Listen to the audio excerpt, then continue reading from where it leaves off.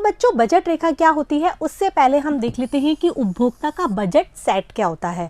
अब ये नाम आपको थोड़ा सा अलग लग रहा होगा, लेकिन जब हम इसे समझेंगे तो आप अच्छे से समझ जाएंगे कि बजट का सेट क्या होता है।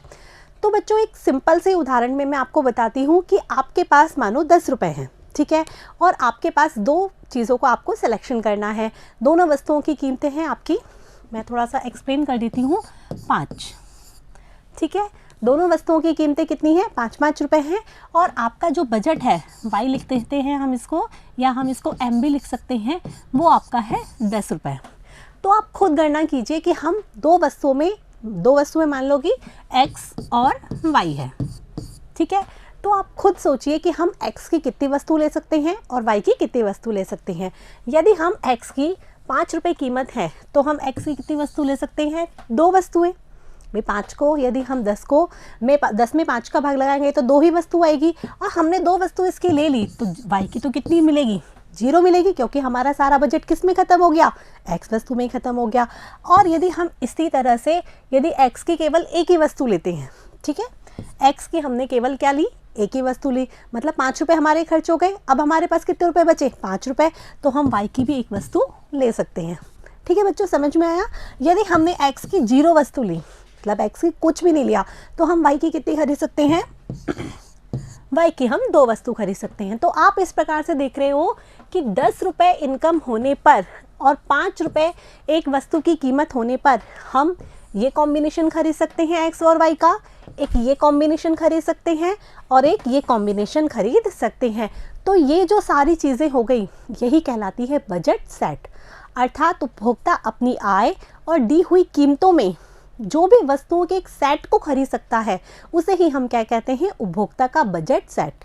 ये तो आप देखते ही हैं, हमने पहले भी पढ़ा था कि हम क्या करते हैं, अपनी आय में से देखते हैं कि हम ये वस्तु खरीद ले और ये वस्तु खरीद ले। इस प्रकार से इसका एक क्या बना लेते हैं? कॉम्बो बना लेते हैं। चाहे तो हम सारे पैसे किस पे कर दें? एक ही वस्तु पर खर्च कर दें और दूसरों को बिल्कुल भी ना खरीदें, और चाहे तो हम दोनों का क्या बना सकते हैं? कॉम्बिनेशन बना सकते हैं। तटस्थ वक्र में भी तो यही बात हुई थी कि दो वस्तुओं के विभिन्न संयोगों को दर्शाता है। आप एक्स वस्तु खरीद लो, वाई वस्तु खरीद लो, या तो आप सारी एक्स खरीद लो, वाई बिल्कुल मत खरीदो।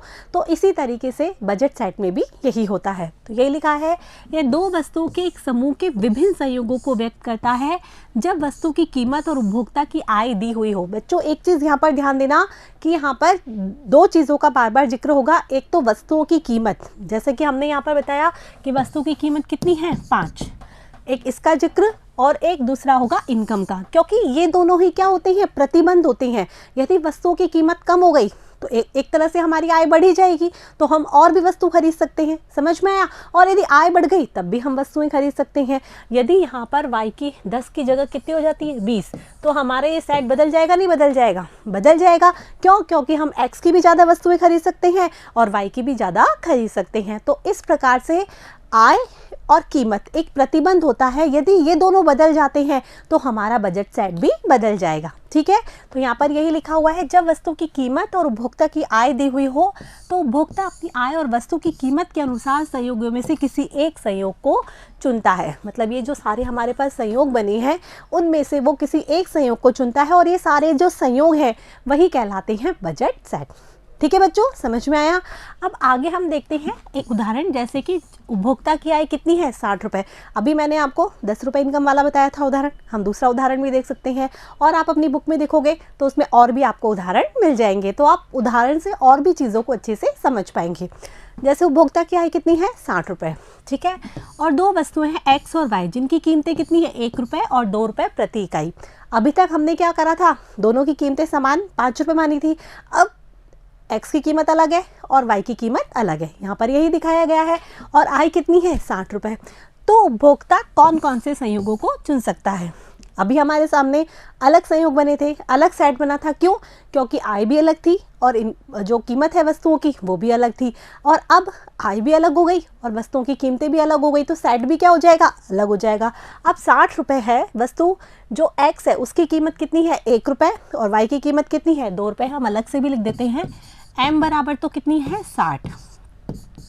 px अर्थात x वस्तु की कीमत कितनी है? 1 रुपये।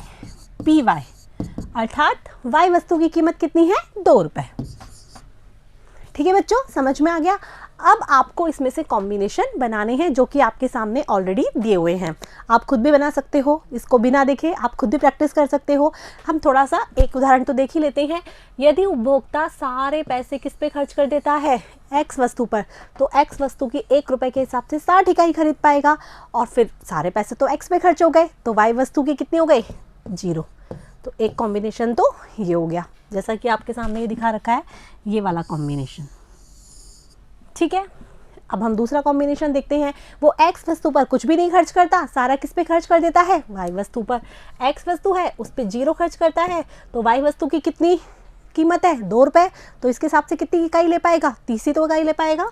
60 में 2 का भाग लगा दिया, तो एक कॉम्बिनेशन उसका ये बनता है, जैसे कि यहाँ पर दे रखा है। समझ में आया?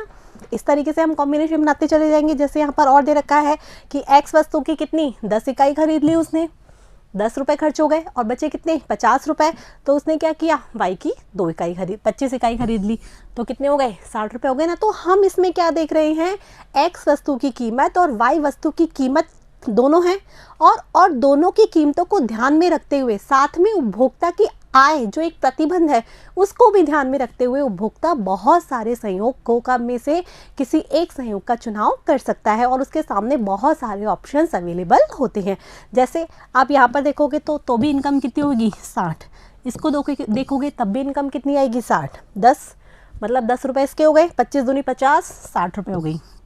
ठीक है, 20 इकाई अर्थात 20 रुपये इसके हो गए, और 20 दूनी कितने हो गए, 40, 60, 30 अर्थात कितने हो गए, 30 रुपये, 15 अर्थात कितने, 30, तो कितने हो गए, 60। तो आप सब में देखोगे आय कितनी है, 60। आय एक प्रतिबंध है, इससे ज़्यादा वो खर्च नहीं कर सकता, क्योंकि उसकी आय ही क्या है, यही दे रखी है 60 रुपये, और उसमें वो विभिन्न संयोग बना लेता है एक्स और वाई की कीमतों को देखते हुए। इसे ही हम उपभोक्ता का बजट सेट कहते हैं। तो आपको समझ में आ गया होगा, और ये सारी चीज़ें आपको अपनी कॉपी में नोट करनी है। आप इसको पढ़ते हो, साथ साथ में आप बुक को भी देख सकते हो, क्योंकि उसमें भी बहुत सारे एग्जाम्पल दिए हुए हैं। ठीक है बच्चों, अब आगे है, उपभोक्ता कोई सेट निम्न स्थिति में खरीद सकता है। अभी हमने इतनी सारी बात की, तो उसका एक सेंस निकलता है, वो है ये। इस वाले समीकरण को आप अच्छे से समझ लीजिए। हमने देखा कि उपभोक्ता किसी वस्तु की कीमत देखता है और साथ में क्या देखता है, अपनी आय देखता है, और उसके हिसाब से वो क्या करता है, दोनों को बराबर करने की कोशिश करता है।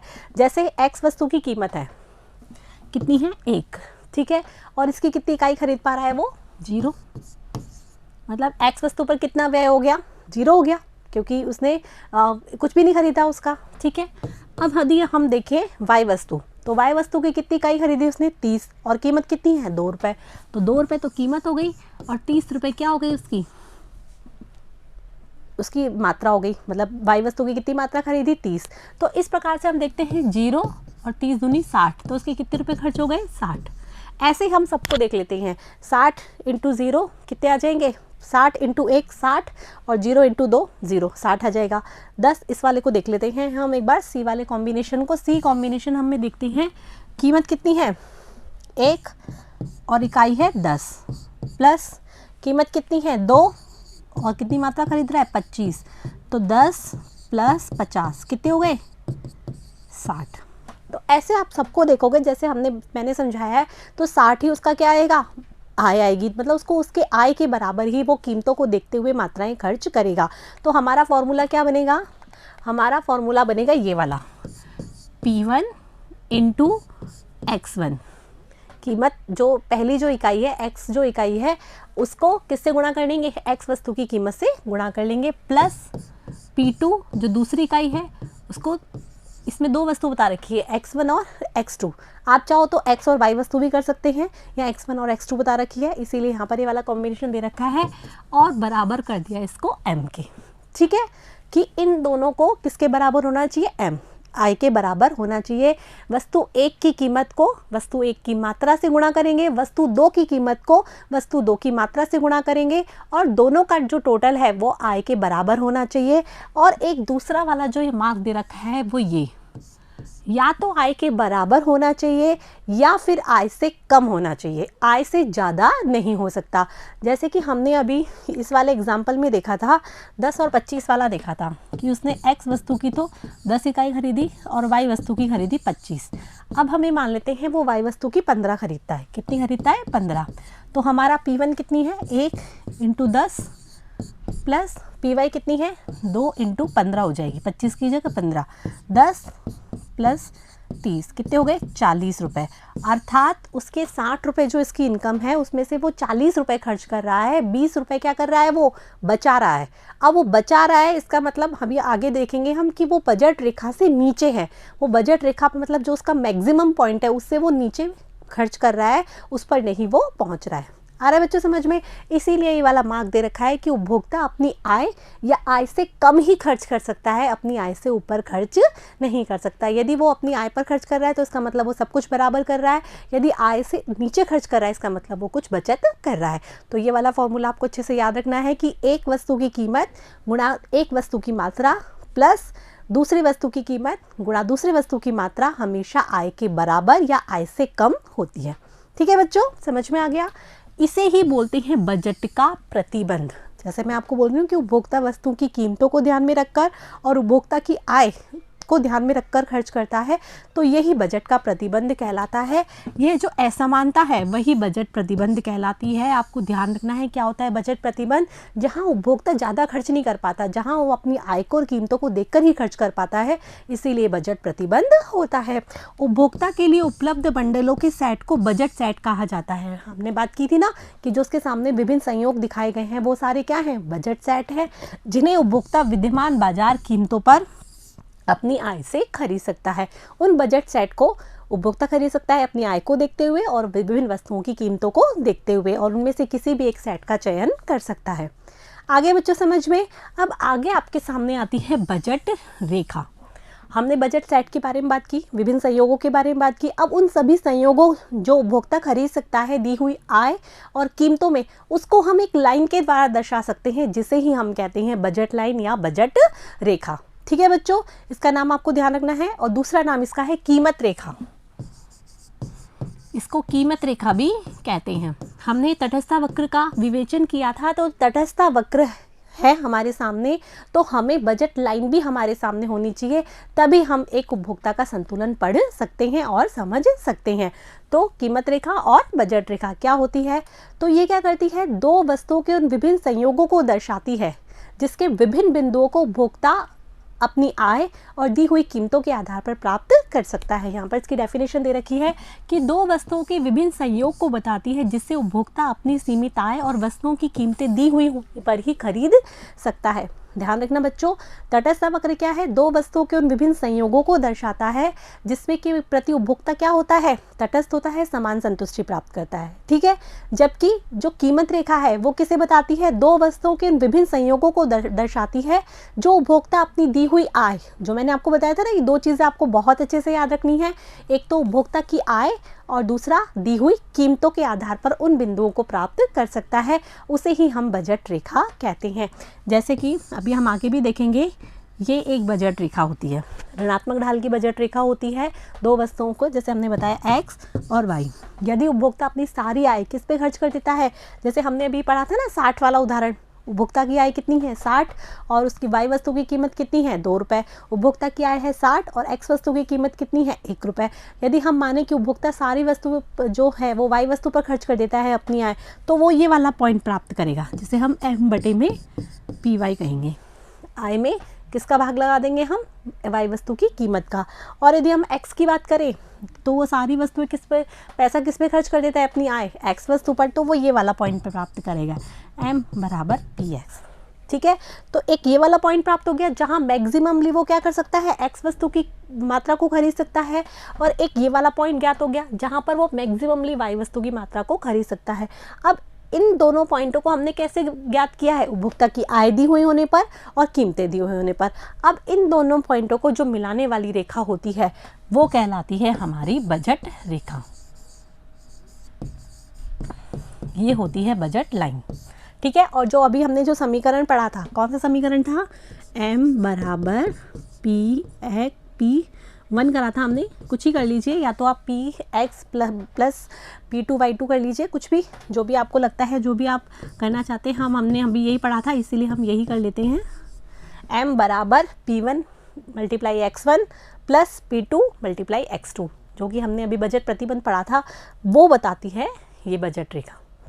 ठीक है बच्चों, समझ में आ गया। तो आपको 2 चीज़ ध्यान रखनी है, उपभोक्ता की दी हुई आय और दी हुई कीमतों के आधार पर जो उपभोक्ता लाइन प्राप्त करता है वही क्या करता है, बजट रेखा, और इसके विभिन्न बिंदुओं पर उपभोक्ता के अलग अलग सहयोग दर्शाए जाते हैं जिससे कि उपभोक्ता खरीद सकता है। आगे बच्चों समझ में, आगे जो मैंने आपको बताई वही ये सारी चीज़ दिख रखी है। बजट रेखा की मान्यताएं हैं, 3 मान्यताएं हैं।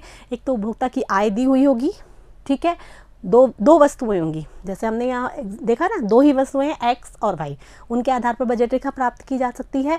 और तीसरा है वस्तुओं की कीमतें, 3 चीज़ें दी होंगी, 2 वस्तुएं होनी चाहिए, दोनों वस्तुओं की कीमतें दी हुई होनी चाहिए और उपभोक्ता की आय दी होनी चाहिए। इन तीनों के आधार पर हम बजट रेखा प्राप्त कर सकते हैं, ठीक है, जो कि एक ऋणात्मक ढाल की रेखा होती है। माना जैसा कि वापस वही चीज़ आ गई है, उपभोक्ता की आय कितनी है m, x वस्तु की कीमत कितनी है px, y वस्तु की कीमत कितनी है py, और बजट समीकरण हमारा ये बनता है, क्योंकि यहाँ पर x और y वस्तु मानी है। यदि वस्तु x1 और x2 मानी होती तो दूसरा समीकरण होता, आप कुछ भी लिख सकते हैं, ये वाला समीकरण भी लिख सकते हैं और वो वाला समीकरण भी लिख सकते हैं। ये उस पर डिपेंड करता है कि आप दोनों वस्तुएं कौन सी मान रहे हैं, x1 x2 मान रहे हैं या xy मान रहे हैं, ठीक है। यहाँ पर x और y मानी हुई है, तो इस तरीके से हम बजट रेखा प्राप्त करते हैं। यदि वस्तु, यहाँ तो वस्तु y है और यहाँ वस्तु क्या है x, यदि उपभोक्ता अपनी सारी इनकम किस पर खर्च करता है, y वस्तु पर, तो ये वाला पॉइंट प्राप्त होता है, इसको इस तरह से बना लीजिए। और यदि उपभोक्ता अपनी सारी आय किस पर खर्च करता है, x वस्तु पर, तो ये वाला पॉइंट प्राप्त होता है। और इन दोनों पॉइंट्स को मिलाने वाली रेखा क्या होती है, बजट रेखा, जो कि बजट प्रतिबंध को दर्शाती है। यहाँ पर आएगा m बटे में py, यहाँ आएगा m बटे में px, और ये जो रेखा है इसका जो समीकरण है m बराबर p पहले लीजिए या x बाद में लीजिए, कोई दिक्कत नहीं है, px into x plus py into y, ठीक है। इस तरीके से आप इसको दिखाएंगे तो ये हो गया आपका बजट रेखा। अब बच्चों, मैंने आपको बताया था कि बजट प्रतिबंध होता है, उपभोक्ता अपनी सारी इनकम खर्च करता है तब तो वो बजट रेखा पर होता है। यदि उपभोक्ता क्या करता है, जैसे मैंने अभी आपको एग्जांपल बताया, वो 20 रुपये बचा रहा है यदि वो, तो फिर वो बजट रेखा से नीचे आएगा, ठीक है। और यदि उपभोक्ता, यदि हम ये बोलें कि ये वाला पॉइंट किसको दर्शाएगा, तो ये वाला पॉइंट 60 रुपये से अधिक इनकम को दर्शाएगा, जो कि उपभोक्ता की आय नहीं है। तो इस वाले बिंदु को तो उपभोक्ता कभी भी पा ही नहीं सकता, क्योंकि उसकी इनकम ही नहीं है, वो प्रतिबंध हो गया ना, ये वाला, ये बजट रेखा एक तरह से प्रतिबंध हो गई। और जो नीचे वाला पॉइंट है उसको उपभोक्ता प्राप्त कर सकता है, लेकिन यहाँ पर वो अपनी पूरी आय खर्च नहीं कर रहा होगा और अधिक संतुष्टि प्राप्त नहीं कर रहा होगा, इसीलिए वो नीचे के पॉइंट पर है, ठीक है बच्चों, समझ में आ गया। तो बजट रेखा के बारे में आप अच्छे से पढ़ लीजिएगा, क्योंकि बहुत इंपॉर्टेंट है, एग्जाम में इससे रिलेटेड क्वेश्चन पूछे जाते हैं कि बजट रेखा किसे कहते हैं, बजट रेखा की डेफिनेशन आएगी, बजट रेखा का डायग्राम आपको बनाना होगा, ठीक है बच्चों, समझ में आ गया। तो इस तरीके से हम इसका समीकरण भी बनाएंगे और इस तरीके से हम इसको एक्सप्लेन करेंगे, ठीक है। आगे हम देखते हैं बजट रेखा के ढाल की व्युत्पत्ति। यहाँ पर भी हम बजट रेखा का ढाल बना सकते हैं, कैसे बना सकते हैं। अच्छा, ढाल का सूत्र क्या होता है, आपने तटस्थ वक्र का ढाल भी पढ़ा था, तो क्या होता है, डेल्टा y बटे में डेल्टा x, यह ढाल का सूत्र होता है कि y में परिवर्तन बटे में x में परिवर्तन, वो क्या होता है, बजट रेखा का, मतलब किसी भी वस्तु का क्या होता है, ढाल। पहले हम x में परिवर्तन, फिर उसके बाद y में परिवर्तन करेंगे, तो ये होता है ढाल। अब हम यहाँ पर देख रहे हैं जो y में परिवर्तन है वो क्या है, m बटे में py, ठीक है, और x में कितना है, m बटे में px। अब हम, आपने मैथ्स तो पढ़ी होगी ना, उसके हिसाब से इसको सॉल्व करेंगे, तो इसको हम लिख सकते हैं m बटे में py मल्टीप्लाई px बटे में m। ये उल्टा हो जाता है ना जब मल्टीप्लाई करते हैं, तो अब यहाँ पर m से m कट गया, तो क्या बचा, px बटे में py। ये होता है बजट रेखा का ढाल, मतलब x वस्तु की कीमत बटे में y वस्तु की कीमत। क्योंकि हम यहाँ ढाल इसलिए पढ़ रहे हैं क्योंकि हमने बजट रेखा का ढाल पढ़ा, तटस्थ वक्र का ढाल पढ़ा था, और अब हम बजट रेखा का ढाल पढ़ रहे हैं। इन दोनों के आधार पर ही उपभोक्ता का इष्टतम चयन हम ज्ञात करेंगे, इसीलिए यहाँ पर दोनों का ढाल आपको पता होना चाहिए। अब हमने तटस्थ वक्र का ढाल पढ़ा था, तो हमने बताया था कि सीमांत प्रतिस्थापन की दर होती है delta y upon delta x होता है। पढ़ा था नहीं पढ़ा था। और यहाँ पर क्या हो गया, बजट रेखा का ढाल क्या होता है, दोनों वस्तुओं की कीमतों के अनुपात के बराबर होता है। हो गया पी एक्स बटे में पी वाई। इसको दूसरी तरीके से भी ज्ञात कर सकते हैं, जैसा कि आपकी बुक में दिया हुआ है P1 X1 P2 X2 M, ये वाला सूत्र जो कि हमने पढ़ा था। यहाँ पर जो वस्तु है वो X1 और X2 दी हुई है, ठीक है, M हो गया। अब हम क्या करते हैं, इन दोनों में परिवर्तन को भी ले लेते हैं। X में परिवर्तन मतलब डेल्टा X1, X2 में परिवर्तन मतलब डेल्टा X2। ये जो डेल्टा है ये ग्रीक अक्षर है जो कि दिखाता है परिवर्तन को, बार बार यूज आता है ये इकोनॉमिक्स में। डेल्टा मतलब होता है परिवर्तन। तो x में परिवर्तन क्या हो गया, डेल्टा x1, x2 में परिवर्तन क्या हो गया, डेल्टा x2, वो बराबर भी क्या हो गया, m हो गया। अब ये जो हमारा है समीकरण सेकंड, ठीक है, अब हम इस समीकरण सेकंड में से समीकरण फर्स्ट को घटा देते हैं। हम बजट रेखा का ढाल याद कर रहे हैं ना, आप चाहे तो उस वाले मेथड से भी कर सकते हैं और इस वाले मेथड से भी कर सकते हैं। अब हम सेकंड में से फर्स्ट को घटाते हैं तो आता है हमारा P delta x1 plus P delta x2, और ये बराबर हो जाता है क्योंकि m में से m गए तो 0 हो जाएगा और बराबर क्या हो जाता है, 0। और हम इसको लिख सकते हैं इस तरह से अरेंज करके, डेल्टा x1 बटे में डेल्टा x2 बटे में डेल्टा x1 बराबर P1 बटे में P2। तो ये भी आपका क्या आ गया, delta x1 x2 P1 P2, दोनों वस्तुओं की कीमतों का अनुपात आ गया ना, क्योंकि 1 और 2 वस्तु है। यदि xy होती तो P बटे xy हो गया होता। ठीक है बच्चों, तो हम बजट रेखा का ढाल इस तरीके से भी ज्ञात कर सकते हैं। दोनों तरीके से बजट रेखा का ढाल क्या आ रहा है, दोनों वस्तुओं की कीमतों के अनुपात के बराबर ही आ रहा है। तो आपको तो ये याद होना चाहिए कि बजट रेखा का ढाल किसके बराबर होता है, दोनों वस्तुओं की कीमतों के अनुपात के बराबर होता है। और तटस्थ वक्र का ढाल क्या होता है, सीमांत प्रतिस्थापन की दर अर्थात delta y upon delta x के बराबर होता है। ठीक है बच्चों, अब आगे देखते हैं बजट रेखा का ढाल, जैसा कि हमने निकाला है पी एक्स बटे में पी वाई, अर्थात दोनों वस्तुओं की कीमतों के अनुपात के बराबर होता है बजट रेखा का ढाल। अब आगे है कि बजट सेट में बदलाव, बजट रेखा में परिवर्तन। अरे बच्चों, हमने ये देख लिया कि ये हमारी बजट रेखा बन गई, ठीक है, यहाँ हमने लिख दिया वाई और यहाँ लिख दिया हमने एक्स, ये हमारी बजट रेखा हो गई। ये हमारा फॉर्मूला जो भी आप लिखना चाहो, p x into x plus p y into y. ये डायग्राम है, ये बहुत अच्छे से बनाना है। सारी डायग्राम जब भी बनाते हो आप बच्चों, तो सारे जो पॉइंट्स हैं वो इंडिकेट करना है। जैसे ये एक्स अक्ष है तो आपको एक्स अक्ष लिखना है, ये वाई अक्ष है तो वाई अक्ष लिखना है, जो आपका समीकरण है वो बनता है वो भी लिखना है। आप अपनी बुक में से भी डायग्राम को देख सकते हैं। ठीक है बच्चों, तो हमने यहाँ पर क्या देखा, ये वाला डायग्राम में, कि हमारी बजट रेखा हो गई। अब बजट रेखा में परिवर्तन भी तो हो सकता है, तो हमने क्या देखा, बजट रेखा दो ही चीज़ों को देख के बनती है, या तो उपभोक्ता की आय या वस्तु की कीमतें। तो इन दोनों में परिवर्तन हो जाएगा तो क्या होगा, हमारी बजट रेखा ही परिवर्तित हो जाएगी। अब ये बजट रेखा इन दोनों में परिवर्तन से कैसे परिवर्तित होगी वो हम यहाँ पर देखेंगे, क्योंकि बजट रेखा में परिवर्तन हुआ तो इसका मतलब क्या हो गया, उपभोक्ता का जो इष्टतम चयन है, जहाँ उपभोक्ता अपनी अधिकतम संतुष्टि प्राप्त कर रहा था, वो भी बदल जाएगा। तो इसीलिए बजट रेखा में परिवर्तन पढ़ना भी बहुत इम्पोर्टेंट है। ठीक है, तो बजट रेखा में जो बदलाव है वो कितनी तरीके से हो सकता है, दो तरीके से। एक तो वस्तु की कीमत में परिवर्तन हो जाए, जो कि हमने इसकी मान्यताओं में पढ़ा था, और एक उपभोक्ता की आय में परिवर्तन हो जाए। अब हम एक एक करके देख लेते हैं। सबसे पहले वस्तु की कीमत में परिवर्तन से बजट रेखा किस प्रकार से बदलती है। देखो बच्चों, ये एक्स वस्तु है और ये वाई वस्तु है, ये हमारी बजट लाइन है। ठीक है, लिखने की जरूरत नहीं है, आपको समझ में आ गया होगा कि क्या है हमारी बजट लाइन। ठीक है, अब यहाँ पर चाहे लिख दो आप, ये तो ओ पॉइंट हो गया, ये ए बी हमारी क्या है, बजट लाइन।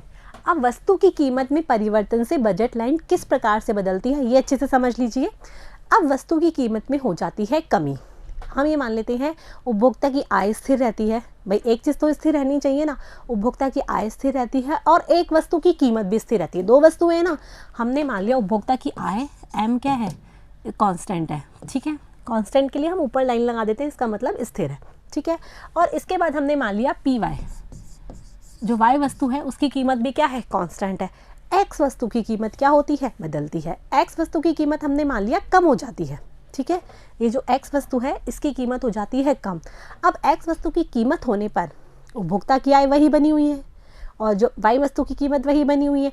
एक्स वस्तु की कीमत में हो जाती है कमी। तो आप बताओ बच्चों, कमी होने पर क्या करेगा उपभोक्ता, आय तो वही है, तो एक्स वस्तु की ज़्यादा वस्तु खरीद पाएगा ना, क्योंकि उसकी आय का वही कौन सा, जैसे हमने 60 रुपये वाला एग्जाम्पल दिया था, 60 वाला एग्जाम्पल हमने दिया था जिसमें हमने माना था कि एक्स वस्तु की कीमत 1 है और वाई वस्तु की कीमत कितनी है, 2 है। यही पढ़ा था हमने। तो एक्स वस्तु की कीमत हमने सोचा कम हो जाती है। एक्स वस्तु की कीमत यहाँ पर 1 दे रखी है, 1 से कम तो क्या होगी, हम ये मान लेते हैं एक्स वस्तु की कीमत 3 रुपये है, ठीक है। और हम ये सोच रहे थे कि हम इसका एक कॉम्बिनेशन बना के देख लेते हैं कि एक्स वस्तु की कीमत 3 है और वाई वस्तु की कीमत कितनी है, 2। तो एक्स वस्तु की कितनी मात्रा खरीद सकता है, मैक्सिमम 20 खरीद सकता है। यदि वो वाई की कितनी खरीदता है, 0 खरीदता है। अब यदि कीमत क्या हो जाती है, एक्स वस्तु की घटकर 1 रुपये हो जाती है, तो वो एक्स वस्तु की 60 मात्रा खरीद सकता है, जैसे हमने कॉम्बिनेशन में पढ़ा था। तो एक्स वस्तु की कीमत कम होने पर उपभोक्ता उसकी ज़्यादा मात्रा खरीद सकता है। तो क्या होगा, कीमत कम है, कीमत जो पहले वाली है वो ये है, कम होने पर ज़्यादा मात्रा खरीद सकता है, अर्थात ये वाला पॉइंट तो यही रहेगा क्योंकि ये वाई वस्तु की कीमत को दर्शा रहा है। तो ये बजट रेखा यहाँ पर इस तरीके से स्थानांतरित हो जाएगी, आगे की ओर दाहिनी तरफ स्थानांतरित हो जाएगी। ठीक है बच्चों, समझ में आ रहा है। वाई वाली जो बिंदु है वो नहीं चेंज होगा, केवल एक्स वस्तु की कीमत में कमी हो रही है, इसीलिए वो यहाँ पर दाहिनी तरफ सरक जाएगी। और यदि एक्स वस्तु की कीमत में बढ़ोतरी हो जाती है तो इसका उल्टा हो जाएगा, कहाँ सरक जाएगी, बाईं ओर सरक जाएगी। ये तो वृद्धि होने पर, सॉरी,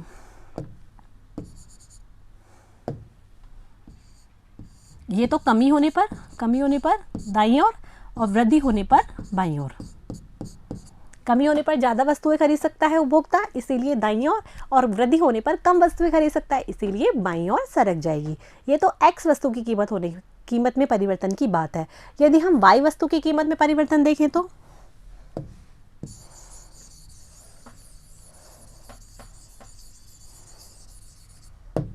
यदि हम वाई वस्तु की कीमत में परिवर्तन देखें, ये हमारी प्रारंभिक बजट रेखा ए और बी है, ये एक्स वस्तु है और ये वाई वस्तु है। अब एक्स वस्तु की कीमत स्थिर है, आय स्थिर है, तो वाई वस्तु की कीमत में क्या हो रही है, कमी। तो इसका मतलब उपभोक्ता कमी हो रही है तो वाई वस्तु की ज़्यादा मात्रा खरीद सकेगा, तो ये इधर इस तरह दाईं ओर सरक जाएगी कमी होने पर। और जो वृद्धि हुई तो ये वो यहाँ पर नीचे की तरफ सरक जाएगी, क्योंकि कम वस्तुएं खरीद सकेगा। तो वो इस तरीके से बनेगी। समझ में आ रहा है। एक्स वस्तु की कमी होने पर एक्स वस्तु की तरफ जो अक्ष है उसकी तरफ खिसकेगी, और जब वाई की बात करेंगे तो वाई की तरफ खिसकेगी। जैसे पहले ये ए बी थी, ठीक है, ये हमारी ए बी थी, ये सी हो गई और ये डी हो गई। ये तो हमारी हुई कमी होने पर दाईं ओर और वृद्धि होने पर बाईं ओर। आ रहा है बच्चों समझ में। तो कीमत में कमी होने पर क्या होगी, दाईं ओर खिसकेगी, और वृद्धि होने पर बाईं ओर खिसकेगी। चाहे आप एक्स वस्तु की देख लो, चाहे वो वाई वस्तु की देख लो, लेकिन इसकी शर्त क्या है, उपभोक्ता की आय और दूसरी वस्तु की कीमत क्या रहनी चाहिए, स्थिर रहनी चाहिए। यदि दोनों वस्तुओं की कीमतें बदल गई तब तो जो बजट रेखा है वो पूरी की पूरी ही स्थानांतरित हो जाएगी। ठीक है बच्चों, समझ में आ गया। आपको यहाँ पर ये ध्यान रखना है कि वस्तु की कीमत में परिवर्तन पर यदि एक वस्तु एक्स वस्तु की कीमत में परिवर्तन हो, चाहे वाई वस्तु की कीमत में परिवर्तन हो, तो उपभोक्ता की जो बजट रेखा है वो क्या होगी, एक तरफ से ही सरकेगी। यदि दोनों वस्तुओं की कीमतों में परिवर्तन होता है तो पूरी बजट रेखा ही स्थानांतरित हो जाएगी। यही यहाँ पर लिखा हुआ है। वस्तु की कीमत में परिवर्तन क्या प्रभाव पड़ता है, यदि उपभोक्ता की आय व एक वस्तु की कीमत स्थिर रहे तो दूसरी वस्तु की कीमत में कमी हो तो रेखा अधिक सपाट होगी। आ रहा समझ में, अधिक पहले जैसे यूं थी अब और भी सपाट हो जाएगी कमी होने पर, ठीक है, और वृद्धि होने पर थोड़ी सी ढाल तेज हो जाएगा। यहीं पर लिखा हुआ है बजट रेखा की प्रवणता का निरपेक्ष मूल्य क्या होता है, घटता है। जो निरपेक्ष मूल्य यहाँ पर क्या हो रहा है, इसका घट रहा है। और यदि दूसरी वस्तु की कीमत में क्या होती है, वृद्धि होती है, तो बजट रेखा अधिक प्रवण ढालू हो जाएगी। ये तो एकदम ऐसे है सपाट और ये एकदम ढालू हो जाएगी, ठीक है। अर्थात बजट रेखा की प्रवणता का निरपेक्ष मूल्य यहाँ पर क्या हो रहा है, बढ़ रहा है। निरपेक्ष मूल्य यहाँ पर बढ़ रहा है, वहाँ पर निरपेक्ष मूल्य कम हो रहा था। इसी प्रकार से ये वाई वस्तु के पद में परिवर्तन है। आगे बच्चों समझ में, तो कीमत में परिवर्तन का बजट रेखा पर क्या प्रभाव पड़ता है। इसके बाद है उपभोक्ता की आय में परिवर्तन, ठीक है। अब उपभोक्ता की आय, जैसे बजट रेखा हमारी ये है ए और बी, ये एक्स वस्तु, ये वाई वस्तु। अब उपभोक्ता की आय जैसे 60 है तो 60 से मानो 80 हो जाती है, उपभोक्ता क्या है, कितनी है 60, और 60 से कितनी हो जाती है 80 हो जाती है। तो इसका मतलब आय यदि बदल गई तो वो x वस्तु के जो संयोग है वो भी बदल जाएंगे, y वस्तु के जो संयोग है वो भी बदल जाएंगे। इसका मतलब जो बजट रेखा है वो पूरी तरीके से क्या हो जाएगी, स्थानांतरित। यदि उपभोक्ता की आय में वृद्धि होती है तो वो दाईं तरफ स्थानांतरित हो जाएगी बजट रेखा, और कमी होती है तो बाईं तरफ स्थानांतरित हो जाएगी। सिंपली ये तो चीज़ें कि आय यदि क्या होती है, बढ़ती है तो ज़्यादा वस्तुओं को खरीद सकेगा x और y की, तो वो दाईं ओर स्थानांतरित हो गई। और यदि y क्या होती है, कीमतों में कमी होती है, उपभोक्ता की आय में कमी होती है तो वो कम वस्तुओं को खरीद पाएगा x और y की, इसीलिए वो बाईं तरफ स्थानांतरित हो जाएगी। इस तरीके से ये तो है वृद्धि और ये है कमी। आ रहा है बच्चों समझ में? तो किस तरीके से बजट रेखा क्या होती है, स्थानांतरित होती है। किस तरीके से, दो तरीके से, एक तो वस्तु की कीमत में परिवर्तन होने से और उपभोक्ता की आय में परिवर्तन होने से। इससे बजट सेट में बदलाव आ जाता है, बजट रेखा स्थानांतरित हो जाती है। उपभोक्ता की आय में वृद्धि से दाईं ओर स्थानांतरित हो जाती है, उपभोक्ता की आय में कमी से बाईं ओर स्थानांतरित हो जाती है। इसी प्रकार से यदि किसी एक वस्तु की कीमत कम होती है तो दाईं ओर, वृद्धि होती है तो बाईं ओर। आशा है कि आपको अच्छे से समझ में आ रहा होगा। और ये जो चीज़ें बताई जा रही है वो आपको अच्छे से अपनी कॉपी में नोट करनी है। डायग्राम बहुत क्लियर बनाने हैं आपको। ये सारे डायग्राम आपको अपनी बुक में भी मिलेंगे जहाँ पर इसको आप रिकन्फर्म कर सकते हो। ठीक है बच्चों, आगे देखते हैं हम उपभोक्ता का इष्टतम चयन। अब जो हमारा जो मेन पॉइंट है हम उस पे पहुँच रहे हैं। हमने इतनी सारी रामायण पढ़ ली, हमने पढ़ा तटस्था वक्रों के बारे में, अब उसके बाद हमने पढ़ लिया बजट रेखा के बारे में। अब इनका लॉजिकली समझ में तो आना चाहिए कि हम एक्चुअली चाह क्या रहे हैं। हमने जब लेसन स्टार्ट किया था तभी हमने बात की थी कि उपभोक्ता कौन होता है। उपभोक्ता वह होता है जो अपनी दी हुई आय में वस्तुओं की कीमतें दी होने पर संतुष्टि को अधिकतम करता है। उपभोक्ता विवेकशील व्यक्ति होता है, उसमें इतना दिमाग होता है कि वो अपनी आय को इस तरीके से खर्च करे कि वो अधिकतम संतुष्टि प्राप्त करे, ऐसे नहीं वेस्टेज ऑफ मनी करे। क्योंकि इकोनॉमिक्स की आप बात कर रहे हो तो हमें पैसे को भी हिसाब से ही खर्च करना होगा। तो कहने का तात्पर्य ये है कि उपभोक्ता का उद्देश्य क्या होता है, अपनी आय में से, दी हुई कीमतों में से संतुष्टि को अधिकतम करना। और वही हमारा एम है कि कैसे उपभोक्ता इष्टतम का चयन करता है, कैसे उपभोक्ता अपना संतुलन कायम करता है, कैसे उपभोक्ता अपनी उपयोगिता को अधिकतम करता है।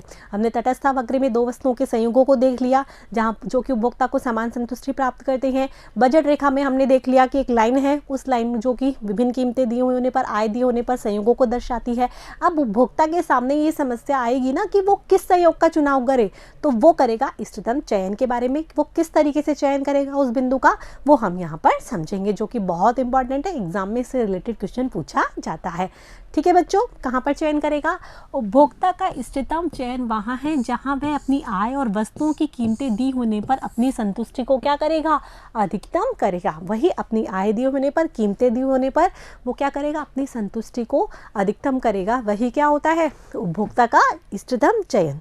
ठीक है, जैसे कि देखो इसमें है 100 रुपये है, ब्रेड है वो 20 रुपये में आ रही है, चाय है वो 10 रुपये में आ रही है। तो उपभोक्ता ही सोचेगा कि मैं क्या किस किस को कितना खर्च करूं जिसमें वो खुश रहे, अपनी संतुष्टि को क्या करे, अधिकतम करे। ठीक है, अब तटस्था वक्र विश्लेषण में उपभोक्ता के इष्टतम चयन की शर्तें, ये बहुत इंपॉर्टेंट है कि उपभोक्ता अपना संतुलन कहाँ कायम करेगा, उसके लिए निम्नलिखित शर्तें होती हैं। पहली शर्त क्या है? पहली शर्त यह है कि बजट रेखा तटस्था वक्रों को स्पर्श करे। हम वापस रिवाइज कर लेते हैं। हमने तटस्था मानचित्र की बात की थी जो कि एक से अधिक तटस्था वक्रों को दर्शाता है। IC1, IC2, IC3 बात की थी ना हमें तटस्था वक्र, जो कि दो वस्तुओं के विभिन्न संयोगों को दर्शाते हैं जिसमें उपभोक्ता को समान संतुष्टि मिलती है, उपभोक्ता जिनके प्रति तटस्थ होता है। IC1 पे वही संतुष्टि मिलेगी, किसी भी बिंदु पर चले जाओ। IC2 पर ज़्यादा संतुष्टि मिलेगी और IC3 पर और अधिक संतुष्टि मिलेगी। तो उपभोक्ता क्या करेगा, IC3 पर जाना चाहेगा क्योंकि वहाँ पर उसको अधिकतम संतुष्टि प्राप्त होगी। लेकिन बजट रेखा एक कांस्टेंट होती है जिसकी वजह से वो एक तटस्था वक्र पर ही रुक जाता है। ठीक है, यहाँ पर हम देख रहे हैं IC3 पर सबसे ज़्यादा, IC2 पे कम और सबसे कम IC1 पे संतुष्टि मिलती है। तो अब कहाँ पर संतुष्टि उसको अलग अलग मिल रही है, तो वो कौन से तटस्था वक्र का चुनाव करेगा वो हम देखते हैं आगे। दूसरी शर्त है तटस्था वक्र का ढाल बजट रेखा के ढाल के बराबर हो। उपभोक्ता अपना संतुलन वहाँ करेगा जहाँ बजट रेखा का ढाल तटस्था वक्र के ढाल के बराबर हो। ये भी हम बना के देख लेते हैं। ये हमारी हो गई बजट रेखा। ठीक है बच्चों, समझ में आ गया A, B। अब हम यहाँ पर ये जो तटस्था मानचित्र वाले 3 तटस्था वक्र हैं वो बना लेते हैं। एक तटस्थ वक्र तो ये बन गया हमारा IC1, एक तटस्थ वक्र हमारा बन गया ये IC2 और एक तटस्थ वक्र बन गया हमारा IC3।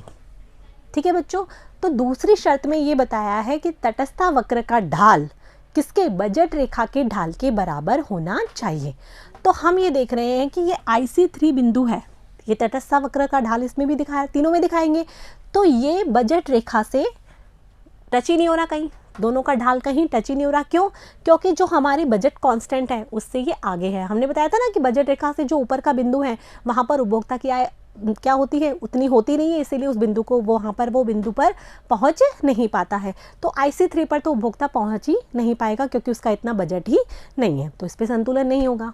यदि हम IC1 को देखें तो IC1 पे आप देख रहे हो उपभोक्ता, ये वाला जो बिंदु है इसको हम लिख देते हैं स्मॉल a, ठीक है, और ये वाला जो बिंदु है वो है स्मॉल b। उपभोक्ता A बिंदु पर भी क्या कर सकता है, अपना संतुलन, मतलब इतने इस संयोग को भी चुन सकता है और B बिंदु वाले संयोग को भी उपभोक्ता चुन सकता है। कीमत रेखा है ना, यहाँ पर आय भी दी हुई है, विभिन्न वस्तुओं की कीमतें भी दी हुई हैं, तो उपभोक्ता A बिंदु को भी चुन सकता है और B बिंदु को भी चुन सकता है। ठीक है, क्योंकि दोनों के ढाल भी बराबर हो रहे हैं, जैसा कि हमारी क्या है शर्त है कि तटस्थ वक्र का ढाल बजट रेखा के ढाल के बराबर होना चाहिए। यहाँ पर भी बराबर है, यहाँ पर भी बराबर है, लेकिन उपभोक्ता इन दोनों को नहीं चुनता, उपभोक्ता चुनता है इस बिंदु को, इस ई बिंदु को। क्यों? क्योंकि उपभोक्ता के सामने तीन ऑप्शन होते हैं, या तो वो A बिंदु का चयन कर ले, या फिर वो B बिंदु का चयन कर ले, या फिर वो E बिंदु का चयन कर ले। ठीक है, तीनों ही बिंदु पर उपभोक्ता अपना संतुलन कायम कर सकता है, क्योंकि यहाँ पर जो शर्त है वो पूरी हो रही है कि बजट रेखा का ढाल और तटस्थ वक्र का ढाल दोनों बराबर होने चाहिए। लेकिन वो A को भी नहीं चुनता, B को भी नहीं चुनता, वो E को चुनता है। क्यों? क्योंकि E ऊंचे तटस्थ वक्र पर चला जाता है। हमने पढ़ा था ना कि उपभोक्ता हमेशा क्या करेगा, ऊंचे तटस्थ वक्र पर जाना चाहेगा। जब उसको तीनों जगह संतुलन मिल रहा है तो वो वहां जाना चाहेगा ना जहां उसको अधिकतम संतुष्टि मिल रही है, जो कि IC2 पे मिल रही है, IC1 पर नहीं मिल रही है।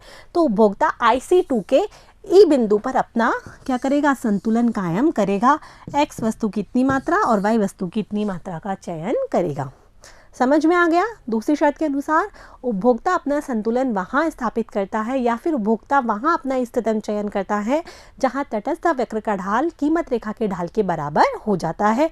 अब तटस्थ वक्र का ढाल क्या होता है, सीमांत प्रतिस्थापन की सीमांत दर, और जो बजट रेखा है या कीमत रेखा है उसका ढाल क्या होता है, PX बटे में PY, अर्थात दोनों वस्तुओं की कीमतों के अनुपात के बराबर। अर्थात जहाँ ये दोनों बराबर हो जाते हैं वहीं क्या होता है, उपभोक्ता अपना संतुलन स्थापित करता है। यहाँ पर ये लिख रखा है दोनों के ढाल बराबर, अर्थात प्रतिस्थापन की सीमांत दर और कीमत अनुपात क्या हो, बराबर हो। प्रतिस्थापन की सीमांत दर क्या होती है, MRS होती है, और ये क्या होती है, PX बटे में PY। MRS को हम ये भी लिख सकते हैं डेल्टा Y बटे में डेल्टा X बराबर PX बटे में PY हो। यहाँ पर उपभोक्ता अपना संतुलन करेगा और यह संतुलन की आवश्यक शर्त है। इस शर्त का पूरा होना अति आवश्यक है। ठीक है बच्चों, जो अगली जो शर्त है वो है तटस्थ वक्र मूल बिंदु के प्रति क्या होना चाहिए, उन्नतोदर होना चाहिए। जो तटस्थ वक्र है, हमने बताया था कि तटस्थ वक्र की आकृति कैसी होती है, उन्नतोदर होता है। वो मूल बिंदु के प्रति कैसा होता है, उन्नतोदर, क्योंकि सीमांत प्रतिस्थापन की दर घटती हुई होती है। हमने पढ़ा था ना, तो मूल बिंदु के प्रति तटस्थ वक्र कैसा होना चाहिए, उन्नतोदर होना चाहिए। ये एक इसकी पर्याप्त शर्त है। ये पर्याप्त शर्त भी बोलते हैं इसको, एक तो हो गई आवश्यक शर्त और इसको पर्याप्त शर्त भी बोलते हैं। अर्थात MRS घटती हुई होनी चाहिए। आगे बच्चों समझ में, तो उपभोक्ता के संतुलन की कितनी शर्तें हो गई, 3 शर्तें हो गई। जो पहली शर्त है वो क्या हो गई, बजट रेखा तटस्थ वक्र को स्पर्श करनी चाहिए। दूसरी शर्त है दोनों के ढाल आपस में बराबर होने चाहिए, और तीसरा है तटस्थ वक्र मूल बिंदु के प्रति उन्नतोदर होना चाहिए। तो इस प्रकार से उपभोक्ता अपना इष्टतम चयन करता है। तटस्थ वक्रों से दो वस्तुओं के विभिन्न संयोग दर्शाती है, जबकि बजट रेखा बजट प्रतिबंध को दर्शाती है। अब वो दोनों वस्तुओं के संयोग भी है उसके सामने, और बजट का प्रतिबंध है जहाँ दोनों कंबाइन हो जाती हैं, जहाँ पर दोनों स्पर्श करते हैं, वहीं पर उपभोक्ता अपना इष्टतम चयन करता है। ठीक है बच्चों, तो इसी के साथ ये वीडियो यहाँ पर समाप्त होता है, जिसमें हमने बहुत सारी चीज़ों का विवेचन किया जो कि बहुत इंपॉर्टेंट है। एग्जाम में इससे रिलेटेड बहुत सारे क्वेश्चन पूछे जाते हैं, तो आपको इस वीडियो को ध्यान से सुनना है। जो पॉइंट्स आपको बताए गए हैं, बजट सेट के बारे में बताया है, बजट रेखा के बारे में बताया गया है, बजट रेखा में बदलाव के बारे में, उपभोक्ता का इष्टतम चयन के बारे में, तो इन सब चीज़ों को आपको अपनी कॉपी में अच्छे से नोट भी करना है और अच्छे से याद रखना है। एग्जाम्पल है उसको आपको बार बार अपनी बुक में से देखकर भी करना है। ठीक है बच्चों।